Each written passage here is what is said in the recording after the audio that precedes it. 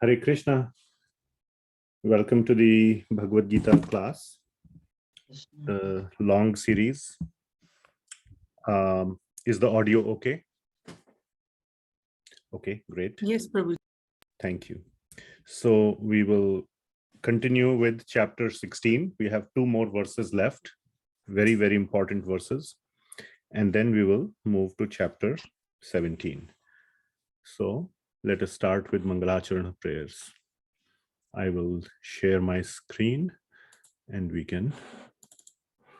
So this is Veda base, Bhagavad Gita, introduction. Om Ajnanatimmirandhasya Jnananjana Shalakaya Chakshurunmilitam Yena Tasmai Shri Gurave Namaha. Shri Chaitanya Manobhishtam Sthapitam Yena Bhutale Swayam Rupah Kadamahyam Dadati Swapadantikam. Vandeham Shri Guru Shri Yuta Padakamalam Shri Gurun Vaishnavamscha. Shri Rupam Sagrajatam Sahagana Raghunathanvitam Tam Sajivam Sadvaitam Savadhutam Parijana Sahitam Krishna Chaitanya Devam Shri Radha Krishna Padan Sahagana Lalita Shri Vishakhanvitanscha. Nama Om Vishnu Padaya Krishna Preshthaya Bhutale Srimate Bhakti Vedanta Swami Niti Namine. Namaste Saraswati Devi Gauravani Pracharine Nirvishesha Shunyavadi Paschatya Deshatarine. He Krishna Karuna Sindho Deenabandho Jagatpate Gopesha Gopika Kanta Radha Kanta Namostute. Taptakanchana Gaurangi Radhe Vrindavaneshwari Vrishabhanu Sute Devi Pranamami Haripriye. Vancha kalpatarubhyascha kripa sindhubhya evacha patitanam pavanebhyo vaishnavebhyo namo namaha. Jaya Shri Krishna Chaitanya Prabhu Nityananda Shri Advaita Gadadhar Shrivas Adi Gaura Bhakta Vrinda. Hare Krishna Krishna Krishna Hare Hare Hare Ram Ram Ram Hare Hare. Srila Prabhupada ki jai. Okay. So welcome back to the Bhagavad Gita class. Thank you so much for joining. Your joining gives me a chance to read Bhagavad Gita, for which I am very, very, very grateful to all of you. So we are on chapter 16, almost coming to an end of the Bhagavad Gita. So let us continue with chapter 16. I think I'm not sharing my iPad screen. So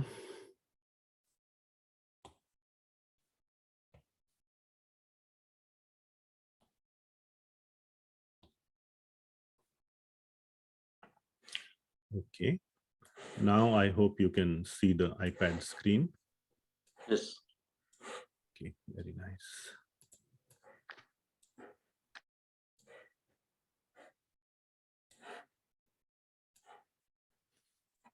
Okay, so chapter 16. And we are going to cover 23 and 24, which are the last two verses, which tell us the importance of Shastra. So in chapter 16, we have learned in detail about the Daivik and Asurik Bhava or Swabhava, natures of the divine and the demoniac. And these basically come from Shastra or scriptures, and scripture comes from Bhagavan. Just like in this case, Lord Krishna is speaking Bhagavad Gita directly, and this constitutes as Shastra. In a different class, if you want, we have a detailed discussion about what is Shastra. Shastra is not only something that comes from Bhagavan, it can come from Acharyas, who are bona fide representatives of Bhagavan as well. So in any case, yeah, that discussion can be found in the beginning of Shri Ishopanishad, in the introduction, where we discuss about Shruti, Smriti, and Nyaya. So anyway, let us look at these two verses. So does anybody remember what was the content of the previous verse, just the previous verse or the main theme of the previous verse. Yeah. Go ahead, please. Talked about 3 root causes Very nice. of demoniac nature, which Very is, nice. and these are primary is karma. Very good. And what are the remaining, the next two? From Krodh, karma comes? Krodh, Lobh, and Bhaya. Very nice. Very nice. Krodh, Lobh, and Bhaya. But in this verse, Krodh and Lobh are mentioned.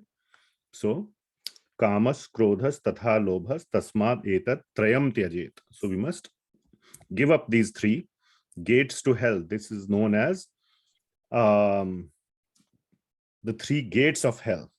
So, so this whole chapter was about divine and demoniac nature.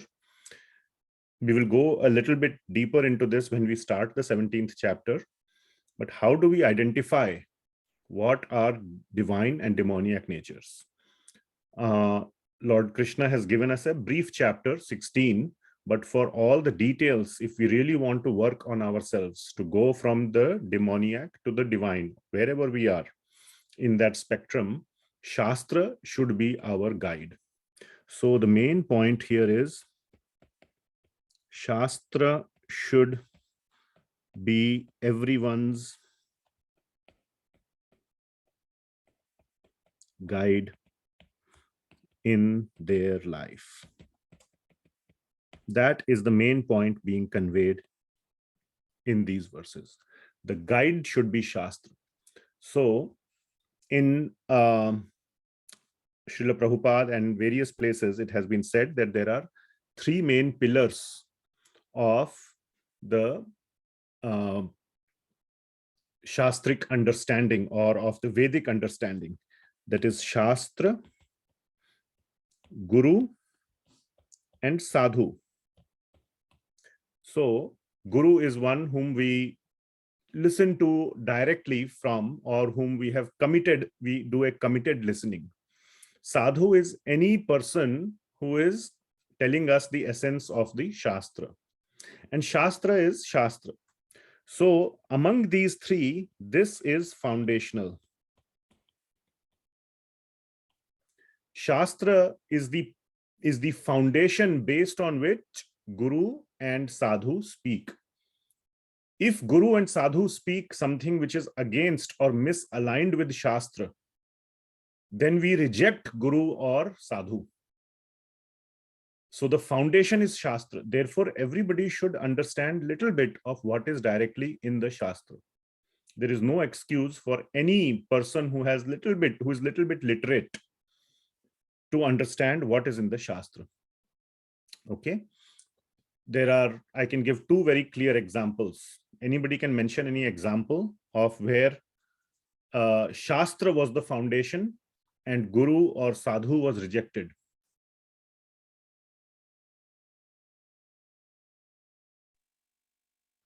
To pastime of Bali Maharaj, Prabhu. Yes. Bali Maharaj. Bali Maharaj. Yeah. So what happened there? When Vaman Dev arrived, and he was Lord Narayan, and Bali Maharaj was a great personality, very, very intelligent. He was ruling the whole universe. So he could identify, yes, this is Lord Vishnu. There was no doubt about it. And his guru was Shukracharya, and he also could identify that he is Vishnu. And he told Bali Maharaj that don't listen to what he is going to ask. Okay? Because he may ask you something you don't want to give, or he may ask you for everything. He will, so don't promise him. If he says, give me something, do you promise to fulfill my request or my wish? Don't say yes to it. But Bali Maharaj rejected the Guru. He said, earlier you used to tell me everything belongs to Vishnu. Isha Vashyam idam sarvam yat kincha jagatyam jagat. So everything belongs to Vishnu or Ishvara. Now Ishvara is coming. How can I say no to him? So he said, you know what? If he asks me for a request, I will say yes. And that's exactly what he did. Bali Maharaj came and he said, I would like, you normally give some donation to a Brahmana. He drank a sip of water, which is like an official commitment. That is like a signing the check. So he gave a blank check. He took a sip of water and promised, whatever you ask, I will give. So against the wishes of his guru. His guru, in fact, cursed him. He said, you are going against my instruction. May you lose everything. So he said, fine, I'm willing to accept your curse, but I am unwilling to go against the words of the Shastra.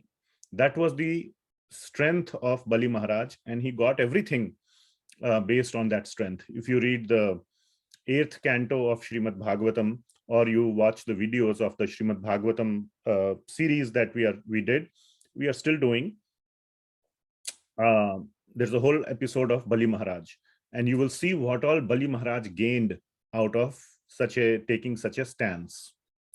Another example where even Bhagwan was rejected, even the Lord was rejected because Lord rejected Shastra. Who is that example? Buddha. Yes, Buddha Bhagwan. So the Vaishnavas, so we accept Buddha as an incarnation of Lord Vishnu. It is right there in Srimad Bhagavatam. So we have utmost respect for Buddha, but we don't accept his teachings because his teachings said, reject the Vedas, reject the Shastra. So we accept Bhagwan, and there is a purpose to it. Why he said that? Because people were too much addicted to the ritualistic aspects of the Vedas. So he said reject. So we understand the purpose of why Bhagwan Buddha rejected the Vedas. But we don't accept his teachings. So, which is to reject the Vedas. We, in fact, from the Vaishnava standpoint, we are more closer to Adi Shankaracharya, who said, accept the Vedas, than to Buddha, who said, reject the Vedas. Even though Adi Shankaracharya's teachings are very different from our Brahma Madhva Gaudiya teachings, where we go about personalism, whereas Adi Shankaracharya's teachings are impersonalist teachings. Those are more acceptable because there is a truth to it. There is Shastric evidence for the impersonalist teaching, except the only difference is that is not the highest understanding. That is, there is a higher understanding, which is the personalist understanding, which is what we get from Bhagavad Gita. Okay, so there is a wrong understanding, which is reject the Vedas. There is a lower understanding, which is higher than the wrong one, which is the impersonalist understanding. And then there is the highest understanding, which we get from Bhagavad Gita, which is personalist understanding. So you can understand all this is coming from Shastra. So Shastra is foundational. That is the importance of Shastra. We'll go a little bit more into it. Let us read these two verses. Yeah, so in the chat, my wife has put the link to the Bhagavatam class for Bali Maharaj's episode. So you can look into that, or you can look at 8th canto of Srimad Bhagavatam in Vedabase. Okay. Yah Shastra Vidhim Utsrijya Vartate Kamakaratah Na Sasiddhim Avapnoti Na Sukham Na Param Gatim. So this is 16.23. Okay. Yah Shastra Vidhim Utsrijya. So Utsrijya means to give up. So Shastra Vidhi, one who gives up, the Vidhi of the Shastra. So Shastra Vidhi. So it could have also been said Shastra Gyan. So we must also understand that Shastra not only contains Gyan, but contains Vidhi. Vidhi means process, isn't it? And process means a practical steps. That's the meaning of, that's the definition or dictionary meaning of process. So Shastra not only gives Gyan, but also gives practical understanding. So one who rejects the Jnana or the practical, the Shastra Vidhim Utsrijya, Vartate Kamakaratah, and Vartate means acts, does some other process, or is in some other consciousness. What is that consciousness? Kama karataha, for my sense gratification. Kama. So one who works for, no, I want this. Shastra may say, don't go after, let me say it this way, don't go after wine and women. Shastra will say, no, how can I give up that? That is so, sense gratifying. I don't want to give up. So you do your own things and you reject the Shastra. Kama karataha, vartate kama karataha. So what is the consequence of that? The consequence of rejecting Shastra is given in 16.23 C and D. Three things are there. What are the three things? Na sa siddhim avapnoti. Avapnoti means to get or to obtain. So what does he not obtain? Siddhi. Siddhi means perfection. Perfection in anything, especially in spiritual goals or spiritual quest. Na sukham, happiness. Whether it is material happiness or the highest happiness, the bliss, which is spiritual happiness. Neither. Na paramgatim. So paramgatim means highest destination. This is spiritual. So all these things are elusive. One cannot obtain any of these. So first two have a material plus spiritual aspect. Material plus spiritual. This is spiritual. Param gatim. Okay.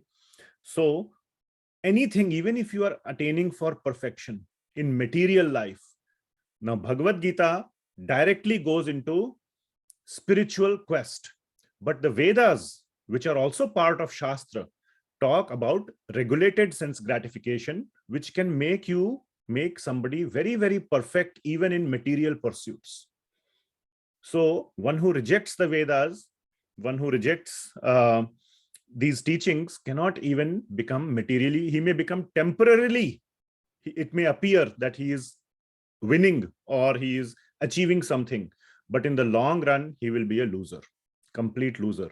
And when we say material, it means across lifetimes. So you may think that somebody won, somebody was a successful in this life.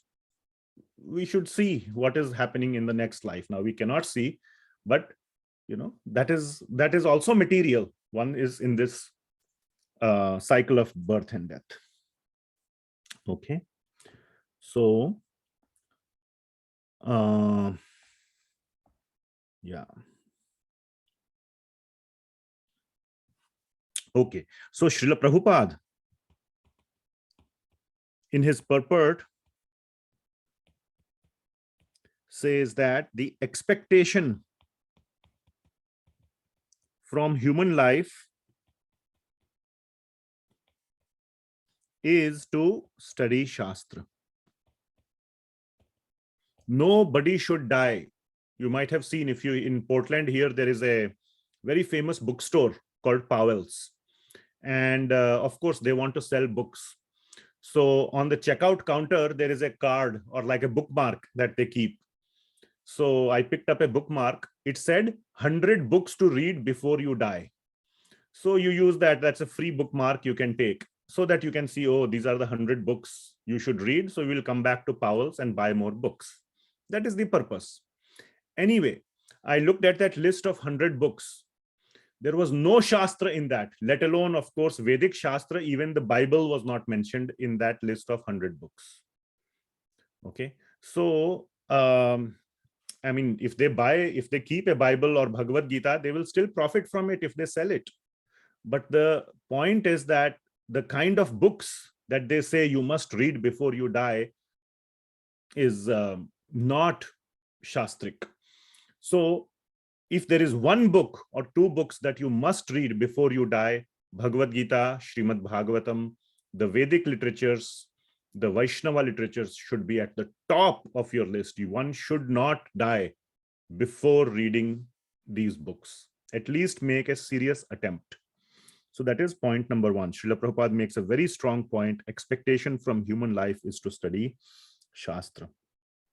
Now, so one is to study Shastra, then to apply the Shastra, the teachings in our life.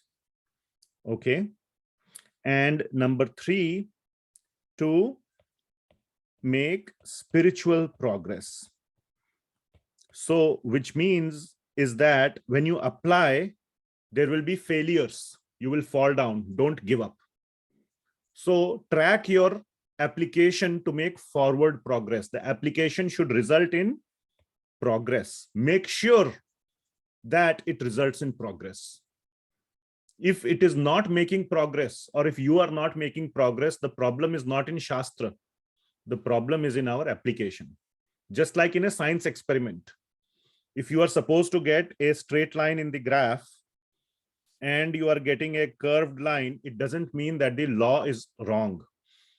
Okay. As science students, even if we get the points like this, we somehow used to draw a straight line only because we know the law is correct. So you call that the best fit line. So law is correct, even though our application of the law may be incorrect. That is why the results are not coming properly. With that determination, with that faith, we should apply the Shastra, not bend the Shastra. And this will be the topic of applying the Shastra with faith of the next chapter, 17th chapter. So we will come to that soon. Okay. So study Shastra. This is another important point. Study Shastra. How to study Shastra.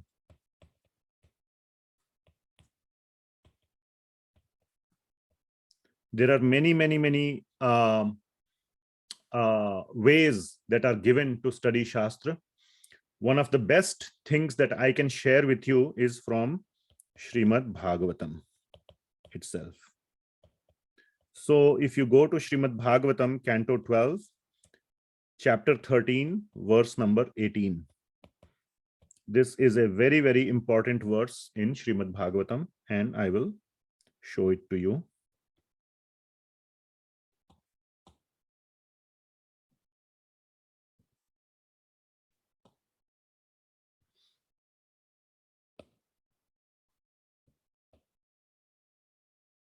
Twelfth canto, last chapter, 13th. Have I mentioned this before in this class? 18th verse. Anybody remembers? If not, then we can read. Okay. So I will try to sing this. So it is Srimad Bhagavatam Puranam Amalam Yad Vaishnavanam Priyam Yasmin Paramahamsyam Ekam Amalam Jnanam Param Giyate Tatra Jnana Viraga Bhakti Sahitam Naishkarmyam Avishkritam Tat Shrinvan Supathan Vicharana Paro Bhaktya Vimuchye Naraha. So the last line, so the first three lines are glorifying, this entire chapter is about glorification of Srimad Bhagavatam. And the first three lines are glorifying the Srimad Bhagavatam. We won't go into that for lack of time. This is the most important line that I want to focus on. Tat, okay, I will focus on the transliteration. Tat Shrinvan Supathan Vicharana Paro. So there are three things given in the study of Srimad Bhagavatam. Okay. Shrinvan means to hear or to read. So in one of the classes, I think we were doing on Saturday, somebody was asking, like silent reading, is it Shravana or is it Kirtan? Because when you are reading and you are reading loudly, it is Kirtan. Just a clarification. But if you are silently reading, it is Shravana, which means the Acharya is speaking through the book to you, because you are not loudly reading. It's not Kirtan, it's Shravan. Shravan through your eyes and mind, not ears, but it is still Shravan. So reading or hearing is Shravan. So first is that. Supathan. Supathan means to, Pathan means to study. It doesn't just mean reading. It means to study, and Supathan means to read nicely, to read deeply. And the third one is Vicharan Paro. This is the most important. To contemplate, vichar karna uspe. to contemplate, to apply it, to realize it. Oh, I applied it. I failed here. This is the mistake I made. Now this is the correction I will apply. So you apply the correction, then you see the result, and you go in that sort of process of perfecting the process of applying the Shastra in your life. So that is Vicharana Paro. Like this, the devotees, Bhaktya Vimuchye Nara, they get the benefits of the Shastra, which is moksha, or which is liberation, which is exactly what was written here. Na sa siddhim avapnoti, na sukham na param gatim. Those who reject Shastra don't get any of these. Those who accept Shastra in the proper way get these benefits. Sukha, siddhi, and param gatim. That is vimuchye naraha. Are you all following? Fairly straightforward, right? So these are the three things that you can do to study Shastra nicely. So everybody should do that. Okay. Then our very wonderful devotees, one of them being Hari Parshad Prabhu, mentions how to break down each verse of the Shastra and to understand it. So again, very deeply understanding at a word level, at a pada level, at a whole verse level, at a whole chapter level. Try to integrate the whole thing. How? So basically in-depth reading, that is the supathan aspect. So, there are various ways to break down supathan. So very, very deeply understanding Shastra. Okay. So that is one thing. Now, another thing I want to mention is, I told you the 16.23, 24 are very deep verses, and I'm going deeply because this is a deep class.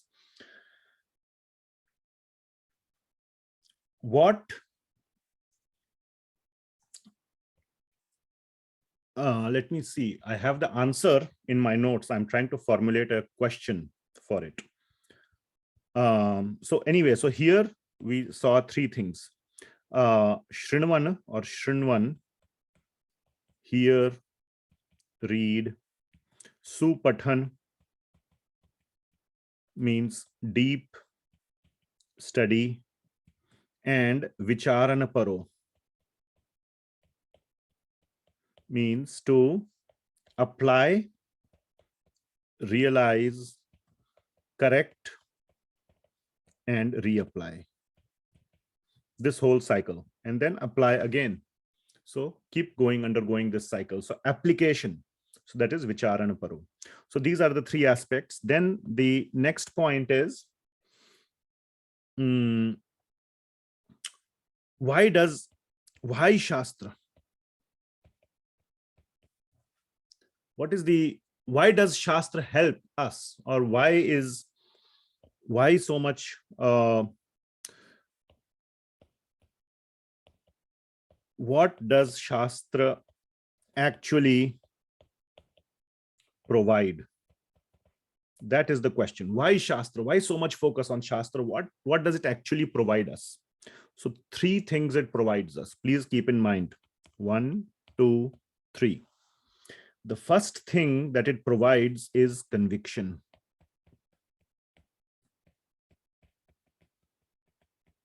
Because all Shastra is coming from the mouth of Bhagavan. Primarily, even if it is coming through various acharyas, it is just a sort of a better or a different explanation, or applying it to a different situation, or said in a different way. But whatever our acharyas, that is also Shastra, but it is 100% consistent with the Shastra spoken by Bhagavan. Okay. So it provides us conviction because it is coming from Bhagavan. Versus if it is coming from some person's mouth. He says, if a person says, there are many people like this, they say, oh, I have never read any Shastra. I don't know what is the Shastra, but here is what I am saying you should do. And he may be a great person, a very, very a leader, a very strong leader, well-known leader. So you think, okay, he is saying that he must have applied it in his own life and he is successful. So let me apply it. But there is no Shastric backing. That may be true. I'm not saying that it is completely false, what he's saying, or is completely wrong, but you cannot take it as 100% success formula. The only thing that you can take as 100% success formula is what is coming from Bhagavan. You always have a doubt that, oh, maybe he applied it and he could do it, I cannot do it. But whatever Bhagavan is saying is meant for us, and we must apply it, and it will produce results. Now, the theory is that he may be thinking that he applied the formula and got the results, but maybe it is because of his past good karma that he got the results. We have read all throughout in Bhagavad Gita that we are not the only producer of results, isn't it? Karta aham iti manyate. We think we are the producer of results, but nature is also responsible for producing the results. Just like we are discussing in our fast-paced class, we give an example of farmer. Farmer may do his job perfectly. He may sow the seeds, he may till the land, but if there is no rain, there will be no crop. So farmer is not the only producer of results. So when we follow Shastra, we get the conviction that if we are doing the right thing. Whether results will come or not is a different matter, but I am on the right path. So it provides conviction, which is coming from, if we can put it this way, the brand value of God. This is the brand value of God. You are not depending on the brand value of Steve Jobs or some other person, Elon Musk, or whoever may be a great leader. I don't know who has written nice books on you must do this. Stephen Covey, 7 Habits. All those are nice books. I don't deny that. But this has the brand value of God. So that is the number one aspect. It provides conviction. It cannot be wrong. The second thing that it provides is it removes doubts. We may have many doubts that about various aspects. So let me move a little quickly. This is basically providing theoretical answers. That's what it means. We may have many questions. Why is it like this? Now, many people, one very common misconception is that the mind is spiritual. Only the body is material. In Bhagavad Gita, we know mind is also material. Bhumir apa anala vayu kha mana buddhir evacha. So man and buddhi and ahankar also are material. Bhinna prakritir ashtadha. It is part of matter or material nature, subtle matter. It's a big confusion that people have. In Bhagavad Gita, you can directly say. Now, this is not something you can prove by science. Science has no access to mind. In the next even 500 years also, maybe science will not be able to touch mind and to be able to prove whether it is matter or something else. So only on the basis of Shastra. So it's a theoretical answer. So it removes doubts. Many doubts can be removed, even practical matters, but it is a understanding that we get. The third thing it provides remedy, which means it provides practical answers to so many questions. What to do in a certain situation, what not to do in certain situation, and so on. So these are the 3 things that it provides.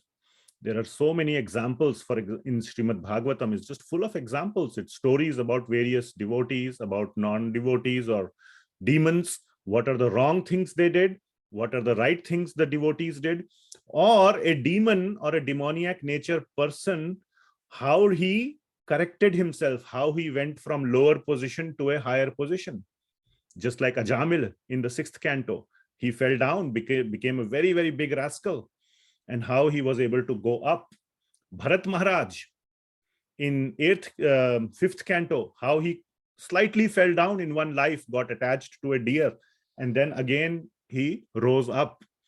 So like this, it's full of such examples of people who go from some position A to position B, and it's a lot of practical advice, and we can see ourselves in their situations and learn from it. So theoretical answers, practical answers with a brand value of God. So this is what Shastra provides us, and therefore we must never neglect. We should put it on our list at the top of list of books to read before we die. All right. So that is about Shastra.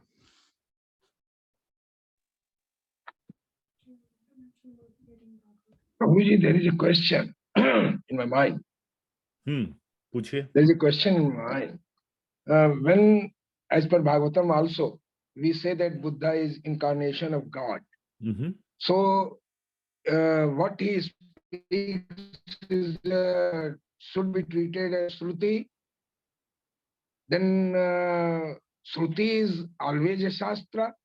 If it is spoken by God Himself, if we presume that he is incarnation of the Supreme Lord.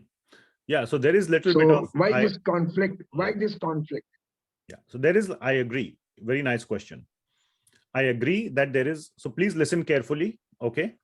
And try to understand. It's not a very simple answer or a very straightforward answer, okay? So first of all, there is little bit of a circular logic here. For those who are computer science students, you will understand a circular self-referential pointer, we call it. Okay, circular logic. It is there that Shastra comes from Bhagavan. Okay, but Shastra also endorses who is Bhagavan and what are the things to accept and what are the things to reject. But Bhagavan only spoke. So if Bhagavan comes and speaks that reject all the Shastra, which is what Lord Buddha did, should we accept Buddha or should we accept Shastra? That is the dichotomy. It is more of a chicken and egg problem. Or who do we trust, Shastra or Bhagavan? So there are various schools of thought. Those who are following Buddha, and there are many great, devotees of Lord Buddha, and they are making spiritual progress in some way or the other because they are surrendering to Bhagavan. The process may or may not be correct, but they are surrendering to Bhagavan, and that is a very, ultimately the Lord Buddha tricked them by rejecting Shastra, but you surrender to me. So Sarva Dharman Parityajya Mam Ekam Sharanam Raja still applies to those who are surrendering with full dedication to Lord Buddha because they are doing Mam Ekam Sharanam Raja part of it. Okay, so but it is through a trick. However, the teachings from a Vaishnava standpoint that we understand from Bhagavad Gita and Srimad Bhagavatam, the Shastra has to be the most fundamental, the one pillar on which everything stands. So even if for the Vaishnavas, now there are different schools of thought, what the Buddhists are doing, we don't go and pick a fight with them. But we are in the Vaishnava school and we stick to Vaishnava Shastra, which is Bhagavad Gita and Srimad Bhagavatam. And according to that, even if Bhagavan Buddha comes and says that you reject these Shastras, we would rather reject that teaching rather than accept that teaching because our foundation is Shastra. Okay, so because we are in the Vaishnava line, we accept this. There is no one right answer. So if you put the Buddhists and the Vaishnavas in the same room, they will never come to an agreement. There will always be a disagreement, but that debate is a meaningless debate. Okay, so there are two schools of thought. We are in the Vaishnava school, and that is what we accept. Okay, so that is the answer. All right, now from a Vaishnava standpoint, there is a specific reason why Lord Buddha arrived. He had a specific purpose to fulfill, which was to break the people from the extreme ritualistic and sense gratification aspect of the Vedas, because Vedas allow for regulated sense gratification. They took it to extreme means at that point. So according to time, place, and circumstance, the Lord arrives to correct that situation, which is what Lord Buddha came for. But that is the Vaishnava explanation of Lord Buddha's appearance. Okay, if you go and ask the Buddhists, they may or may not agree to this. They will not say that it was just for a temporary remedy. Okay, so but we don't want to enter into a debate. We respect the Buddhists very, very much because they are ultimately surrendering to Bhagwan Vishnu. Okay, so that is the answer. I hope that satisfies your question. Okay. It's okay. Yeah. All right. Then 16.24.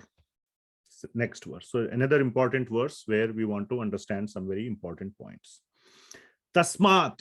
First word is tasmat. Therefore, very important verse. Everywhere in your Bhagavad Gita, whichever line starts with tasmat, put a red dot or a red marker there. Very important verse. Tasmat shastram pramanam te karya vyavasthitau gyatva shastra vidhanoktam karma kartum iharhasi. So tasmat shastram pramanam te. Therefore, because by rejecting the shastra, you don't get three things: siddhi, sukha, and paramgatim.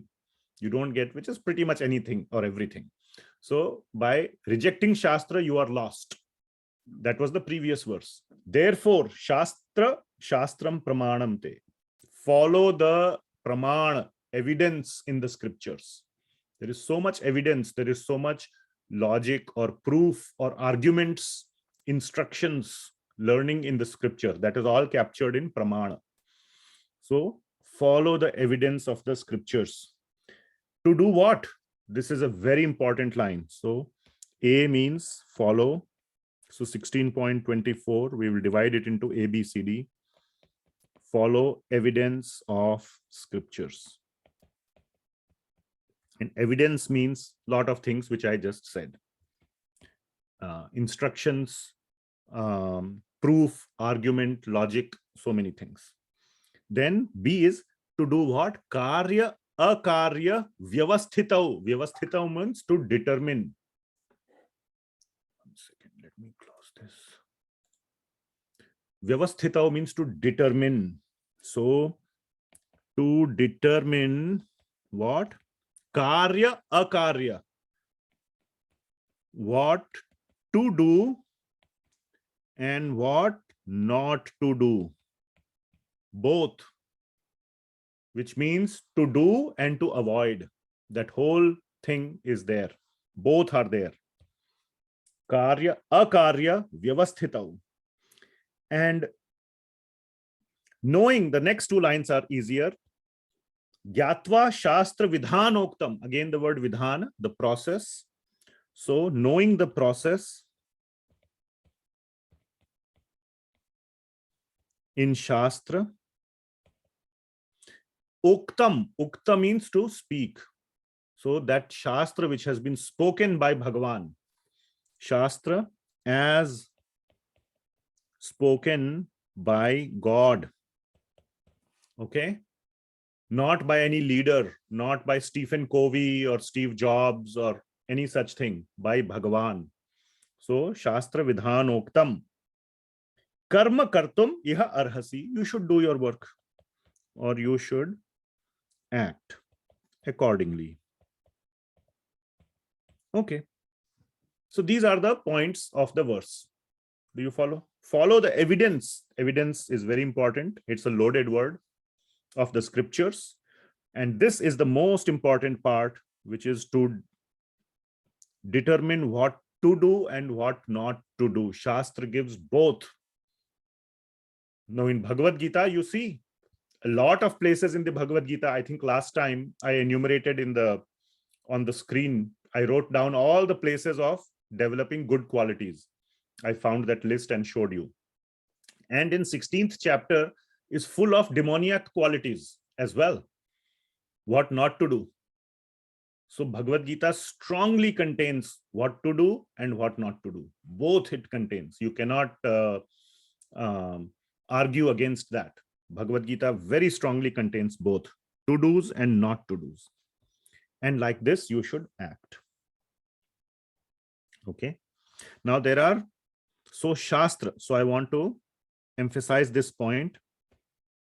Shastra, and especially for Kaliyuga. So we must focus on the Shastra for Kaliyuga. There are Shastras that are universal, and there are Shastras which are specific to yugas. So universal Shastra, for example, are like the Vedas and the Upanishads and the Vedanta Sutras and all. However, so we should definitely, not reject those, but the essence of the Vedas, as mentioned in Bhagavad Gita itself, is Srimad Bhagavad Gita itself. So Bhagavad Gita, and it is meant for Kali Yuga. It is the essence of the Vedas, plus it is meant for Kali Yuga. So it is essence of Vedas, and Srimad Bhagavatam. And Vedas means the 4 Vedas, which includes Upanishads. Okay. And Srimad Bhagavatam is the commentary or the detailed explanation of Vedanta Sutra. So by reading Bhagavad Gita and Srimad Bhagavatam, we cover all the Vedas, all the Upanishads, and Vedanta Sutra as well. So these are the 2 primary Shastra that our Acharyas, again, our Vaishnava Acharyas, who we follow. So they say follow at least, one must definitely follow these 2 Shastra. If you have to pick, that's why I said 2 books on your list, the top 2 should be these 2. And then once you are done with these, in detail, sufficient detail, one lifetime is not enough for any of these 2. But at least you can say some detail, at least spend 5 years studying these in detail, then more books can be taken up. Okay. So primary 2 books. So when we say Shastra, many people ask which one? What should I read, Prabhuji? Answer is Bhagavad Gita and Srimad Bhagavatam. Now I have said, I think in some of my previous videos, these days I am having an interest in reading Mahabharata. Okay, so don't just start with Mahabharata. Of course, Bhagavad Gita is part of Mahabharata, but I have read Bhagavad Gita, I have read Srimad Bhagavatam, I have read Chaitanya Charitamrita. I have, due to various reasons, I have an interest. But you should not do that right away. First, you should start with Bhagavad Gita. I also started with Bhagavad Gita almost 16, 17 years ago. Bhagavatam and Chaitanya Charitamrita and many other, and then coming to others. Okay, so, and I cannot say by any means I'm expert in Bhagavad Gita. Every time I'm teaching Bhagavad Gita, I'm myself learning new things. But at the same time, start with, these are your absolute starting points. Okay, I hope I am being very, very clear that these should absolutely be the starting points. And you should, if you want a number, I will say at least 5 years. 5 years is a reasonable time to spend in detailed study of Bhagavad Gita and Bhagavatam. We are doing Bhakti Shastri. It takes about 2 years. And the main component of Bhakti Shastri is Bhagavad Gita. Out of 6 modules, 3 modules are Bhagavad Gita only. 50% is Bhagavad Gita. Okay.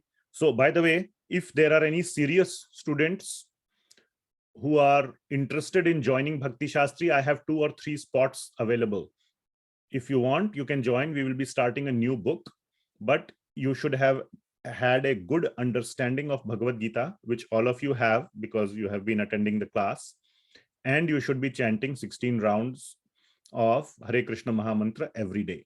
If you meet those criteria and you have a desire to do Bhakti Shastri, you can contact me. So that was a small announcement. Okay, so Bhagavad Gita and Srimad Bhagavatam. Wait, what happened? Oh, okay. Now, on the do's and don'ts.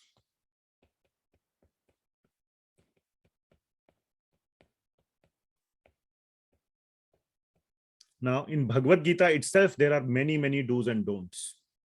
Okay, so in Bhagavad Gita itself. And chapter 16 is a very good example. There are other examples as well.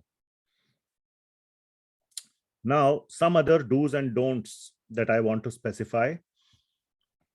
Another one is, so let's talk about the do's. Okay.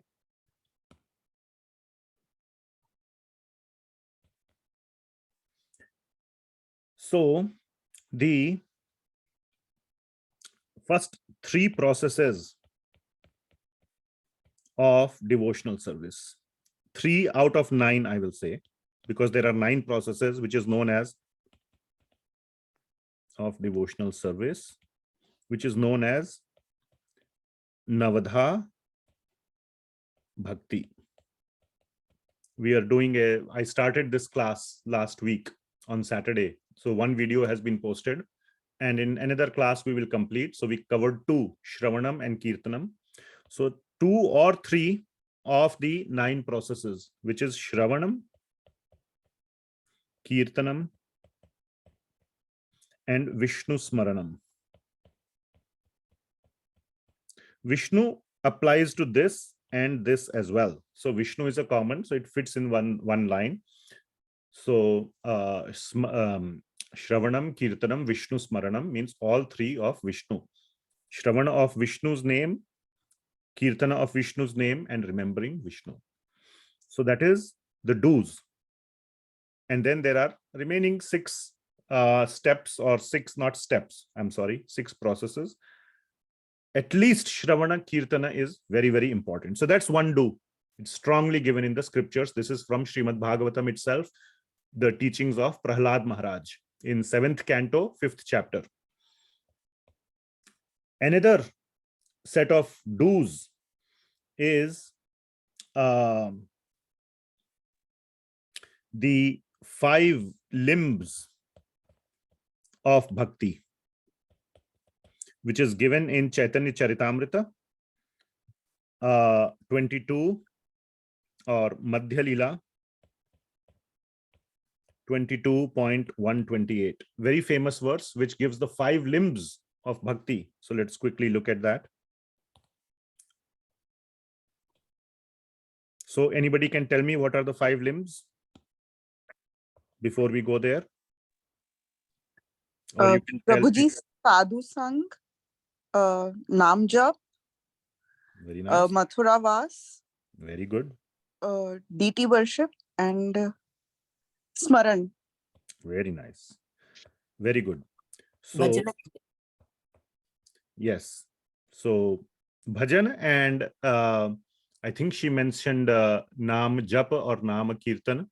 That is same, or it is in the same category. So let us look. So Sadhu Sangha, that is the first one. Again, it's a to do, associating with devotees. Naam Kirtana, so which is to do Kirtana of Naam. Okay. Then Bhagavat Shravana, hearing directly Bhagavatam, or hearing about Krishna or Vishnu, hearing and reading. Then Mathura Vas, living in a, now Mathura does not mean just Mathura, it could mean Vrindavan, Ayodhya, so many other holy places. Or wherever you are doing these 3 things becomes Mathura. Jiva Goswami has said that. Wherever you are associating with devotees, wherever you are doing Nama Kirtana, wherever you are doing Bhagavat Shravana becomes Mathura Vas. And then Murti, Shri Murti Sevana, and there is a word attached to it, Shraddhaya. So with a lot of devotion, with a lot of faith, with a lot of commitment, serving a deity of the Lord. Shri Murtira Shraddhaya Sevana. So these are the very prominent 5 limbs of bhakti. And Chaitanya Mahaprabhu says in the next verse that Sakala Sadhana Shrestha Ei Pancha Anga. Okay. So these are the 5 angas or limbs for Shrestha, for the topmost execution of one's bhakti. And Krishna prema janmaya ei panchera alpasanga. You do alpasanga. You do these things in a little bit quantity itself. What happens? Krishna prema janmaya. In your heart, Krishna prema arises by doing these things little bit with sincerity and seriousness and steadiness. Okay, so these 5 limbs of devotional service are the best of all. Even a slight performance of these 5 awakens the love for Krishna. So this is Chaitanya Mahaprabhu's teaching. So again, 5 do's. All these are do's. Can you see? Do's. Okay. So 5 limbs. What is happening? 5 limbs of bhakti. So again, do's. Okay. Then another set of, okay, before, and I will show you finally a nice set. Then don'ts. What are the don'ts? The primary don'ts that you have listened to 100 times by now. Who can tell? Regulative principles, Prabhuji. Very nice. Very So nice. no meat eating, no gambling, no illicit relationships. And No intoxication. yeah. So the 4 regulative principles, and this is also in Shastra. It's in the Srimad Bhagavatam, 1st canto, 17th chapter, I think. Can you check? And 38th verse. This should be the verse number. And if it is wrong, we will fix it. So we'll find it. The 4 regulative principles: no meat eating, no gambling, no intoxication, and no illicit sex. So these are the 4 primary don'ts. So we will see in Srimad Bhagavatam. Is it there? This exact verse? That's the right verse? Okay, thanks. No. I will just show. No need for chat. So 1, 17, and 38. So this is in a conversation of Parikshit Maharaj with the personality of Kali. And he says, Maharaj Parikshit, thus being petitioned by the personality of Kali, gave him permission to reside in places, which means basically Kaliyuga. The worst aspects of Kaliyuga are present when these 4 are present. Therefore, we should avoid, isn't it? So, which are gambling, drinking, prostitution, and animal slaughter, which is meat eating. Right here it is there in Srimad Bhagavatam, the 4 regulative principles. Okay, which means regulation means don'ts. Are you following? So this is in Srimad Bhagavatam. I don't know what's happening to this software. Okay, so don'ts are there. Then finally, I want to show you a very, very nice list of do's and don'ts.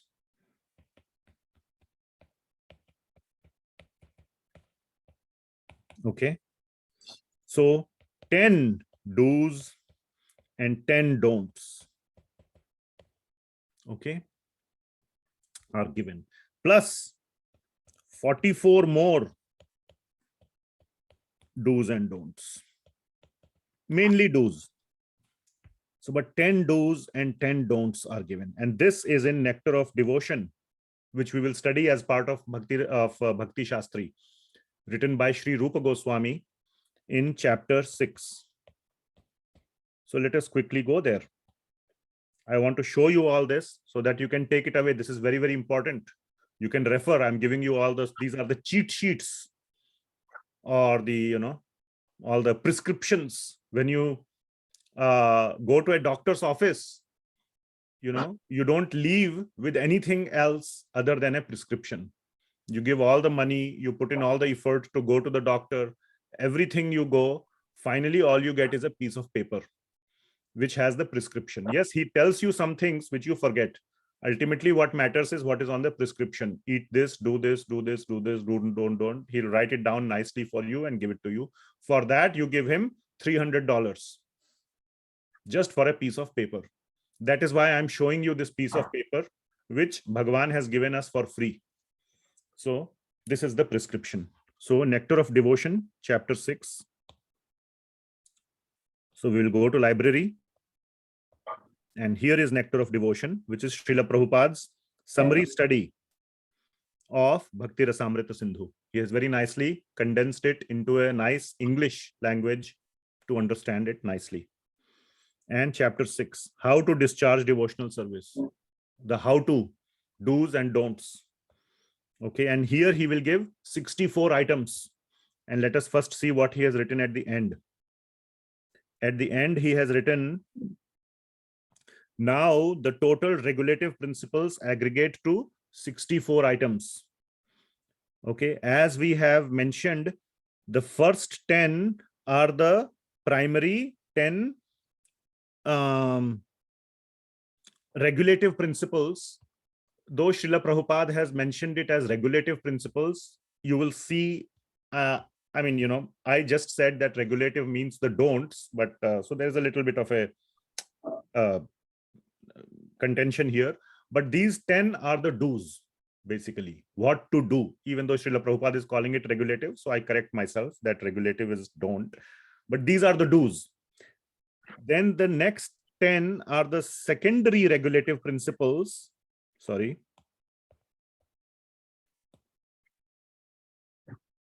Okay. Which are the don'ts. Prabhupada will say that in that list. So these are the first 10, next 10, and then there are 44 other activities. So let us see.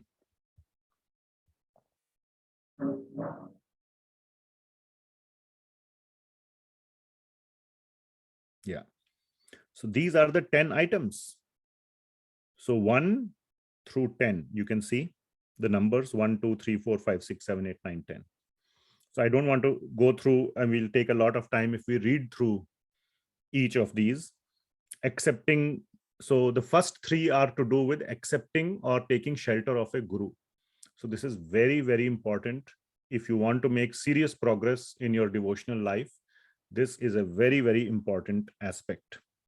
That connects one formally to a sampradaya, and formally the current starts flowing, like you connect to the wall plug.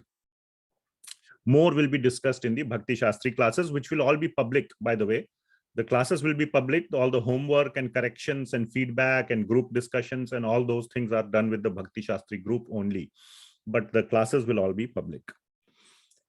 Following in the footsteps of great acharyas and teachers under the direction of spiritual master, inquiring from the spiritual master how to advance in Krishna consciousness. You can see these are all do's. Being prepared to give up anything material for the satisfaction of Sri Krishna. Residing in a sacred place. Accepting only what is necessary. Observing fasting on the day of Ekadashi. And worshipping sacred trees such as Tulsi and Banyan tree. Tulsi is not written, but I am adding it because Prabhupada has said this so many times. So these are, as you can see, all are the do's. So 1 to 10 are the do's. Next 10, these are the don'ts. One should give up the company of materialistic people or non-devotees.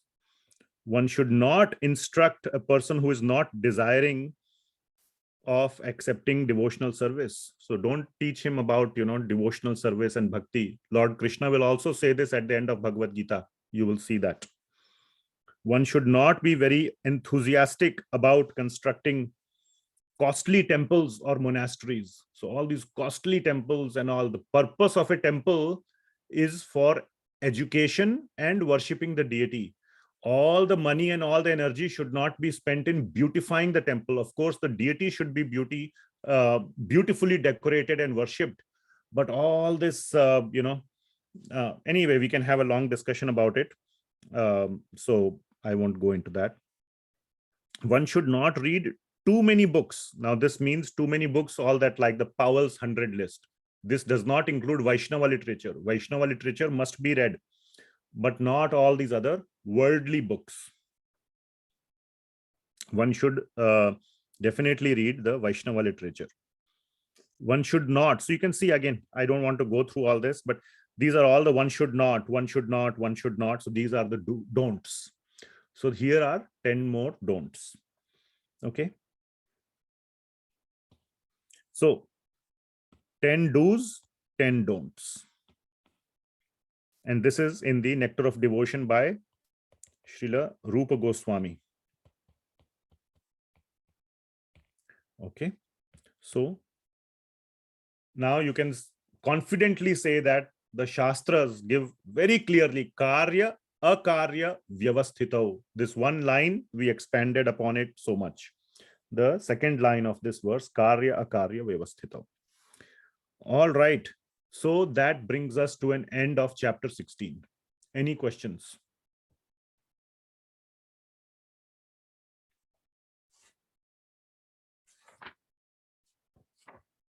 Prabhuji, I have one question. Yes, Mataji. Shastra vidhi. I mean, I have not read the Shastra, but then we hear that there are various vidhi, how to do puja, when to take bath and all that. So we talk about all those vidhis to be followed. I mean, at least attempt to follow those. Yeah, so there are some primary vidhis. Okay. Now, like I was showing you in Nectar of Devotion itself, Srila Prabhupada has mentioned. Where is that? Right here. One of the things I showed you 10 plus 10, for example, isn't it? And there were first 10 do's and the second 10 don'ts. But there is also another distinction. First 10 are more important, then come the next 10, then come the remaining 44. Now, among the 44, last 5 are a summary. So from the 44, we should remove the last 5 and it leaves us with 39. So let me show you a mathematical breakdown. The 64 items or processes, or not processes, I would say,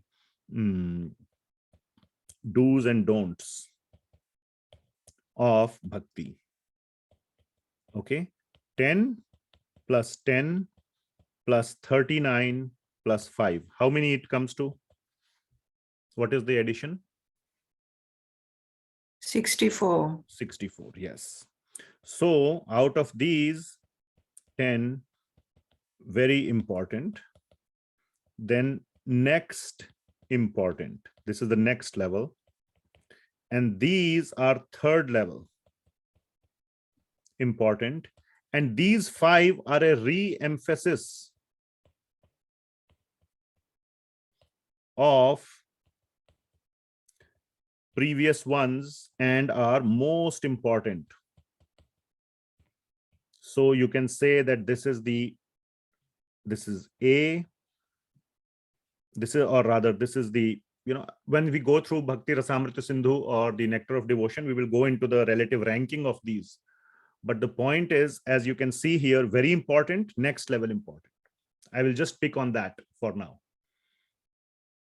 So first we should start with the important ones and then add the secondary ones. Just like you might have seen that management, it's given an example. First, fill the jar with the big rocks. Then you fill it with small pebbles and sand. If you fill it all with sand, the big rocks will stay outside. Have you heard that one? So there is a ranking of what we should start doing. We shouldn't start doing everything at once. That is point number 1.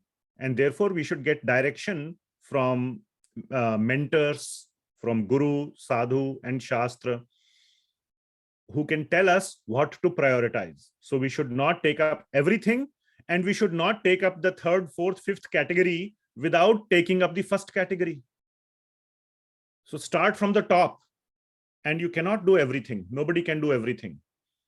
So I hope that, so the Shastra Vidhi, like you said, so many rituals and so many steps are given. Start from the first one, which is Shravana and Kirtana.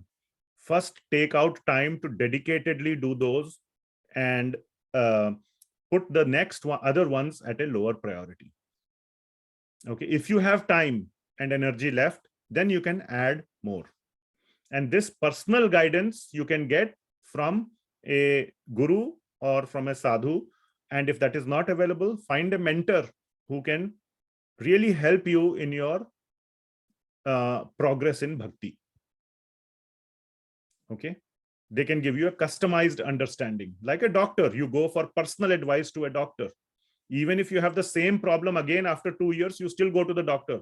You don't just pull out the prescription of last year and apply it.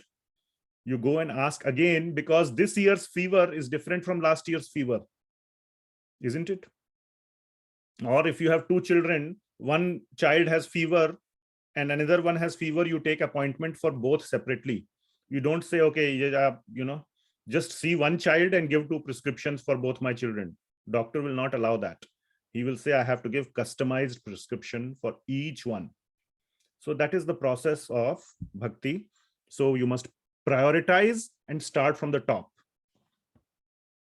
Okay. Did that answer your question, Mataji? Yes, Prabhuji. All right. Okay. Then I have Subhash Prabhuji. Hare Krishna. You are mute. Mute, yeah. Okay. First of all, Hare Krishna. Hare Krishna. I have been very, very irregular. My apologies, because some circumstances for that.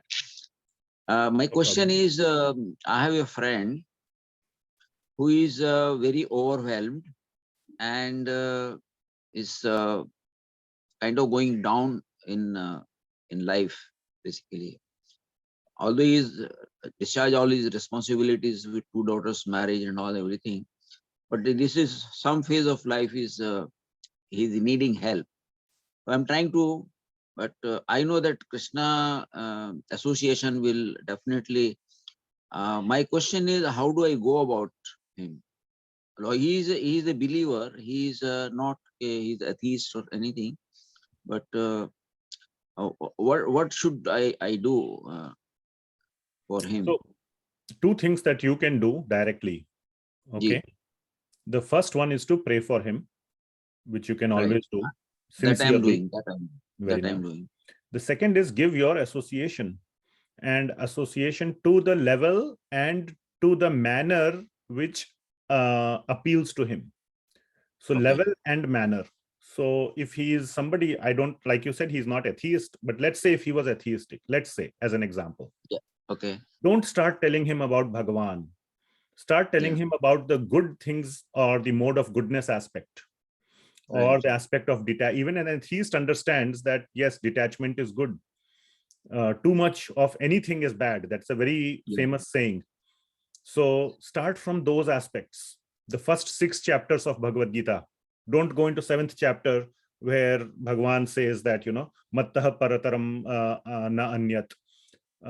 So that everything comes from me. Don't go there. Remain in the mode of goodness aspect or detachment and doing your duty without being attached to the results, so on and so forth. So according to the manner and according to their taste or their liking, give your association. If he shows reception means he is receptive, give more association. Association is number 1 topic or number 1 remedy. Slowly introduce based on his receptiveness the Shastra. Go again, then you have to intelligently see how to navigate from there. Take help from other devotees locally who can guide how to bring him to the stage of bhakti. Right. Okay. So prayers and association. Hare Krishna. Hare Krishna. Thank you. Thank you. Kiru Bakaran Prabhuji. Hare Krishna. Hare Krishna. Does a long-term stock trading come under gambling? Because my concern is because we buy low and sell it high. Both the time somebody is getting affected because of that. So that's what my concern is. Very good question. I didn't plan for it, but I'm very glad you asked. Okay. So of course, it is not mentioned in Shastra. The stock trading and all that is not part directly. There may be somewhere some kind of a reference which I am not aware of. some very scholarly devotee may answer. But here is what I have heard from very bona fide and respected devotees who have discussed this topic. Short-term stock market or trading is considered gambling, because you are looking for short-term returns, just like gambling. The point is this. Please, first let me explain the point, or the main essence. The essence is that, is your consciousness always on that, or is your consciousness freed from that so that you can focus on Krishna? Okay, so typically in long term, and therefore in that example, if long term, let's say you have put your money and you forget about it, maybe you check it once in 3 months or 6 months. Now, I think you are living in the US, is that correct? Yes. So in the US, for example, I mean, I also live in US, all my 401k and all that, I mean, there's no option. You have to put the 401k into some of these things. What I do with the 401k, I put it into a mutual fund. There is very nice, for example, mutual fund called VTI, Vanguard Total Stock Market Index. It is basically like investing it in the most generic mutual fund, so to say. And I don't constantly look at it. I don't even know what is today's price, or what is even the range of the price. I don't remember. Is it in the teens, or in the 70s or 80s, or in the hundreds? I don't know. I work for Intel. When I go to Intel website, I do see the stock price. They show it. I know today's price is somewhere around $28, $29, $30. I know that number. It's not 200, for example. So I know that number. I don't even know what is the VTI number. I know it is the total stock market index, and I put it. I have not gone and checked. I don't see the fluctuations. And I know that I will use it one day when I retire. So there are people who will, earlier when they used to go to, I used to go 15, 20 years ago, I used to go to these dinner parties. Half the discussion was, which is the latest one? Should I rebalance? Oh, this one is going up. Tomorrow I'm going to go and rebalance it. And this and that. And half the discussion was about that. So the mind is filled with the discussion about stock rather than Krishna. So even if it is long term, and every day you're thinking about it, looking at it, then you are losing the benefit. Or, I mean, it is partially it's in the gambling mentality. So it is the consciousness that matters. And of course, in short term, I don't think anybody can say with a straight face, oh yes, I do short-term trading and I don't think about it. I don't see how that is possible. So you get the essence, and how long-term, you picked the right word, mutual funds or long-term and broad-based are a place to invest so that you can have for your retirement. And that would not count as gambling or breaking a regulative principle. Thank you. Does that answer your question? Yes, thank you. All right. So I don't see any other hands. So we will move on.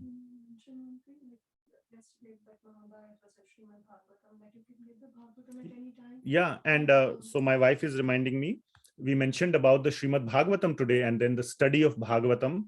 So, please obtain Srimad Bhagavatam from your local temple.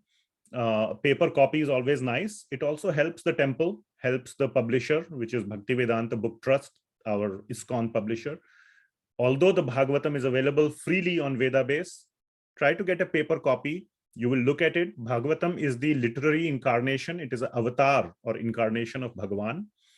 And we can even do an installation ceremony at your house. It feels nice, and we do Aarti of Srimad Bhagavatam.